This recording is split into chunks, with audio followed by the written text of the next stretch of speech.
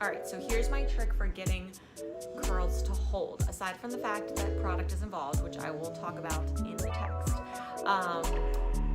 you really have to hold the curl tight around the barrel. So don't curl it like willy-nilly and really loosely around it. So I'll show you an example. So this would just kind of be like, you clip it in and you see how it's just kind of like flimsy, and you curl it and it's like loosely wrapping around it. Like, yeah, it'll give you a curl, a relaxed curl, but it's not gonna hold as well.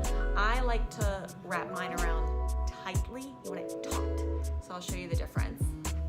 So you see how I pull the piece so that it's taut, and then I keep it pulled the whole time.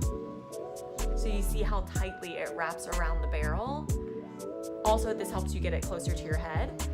And then when you let it go, first of all, obviously, let it cool, do not touch, unless you want it to be like super relaxed. Then you would touch it and it would, because it's gonna make it fall out easier. But if you want it to still be like springier and you want it to last longer, then do not touch it, let it set. And then when you tousle it out, then you'll see that it's springier because it was wrapped tightly around the barrel. Huh, crazy.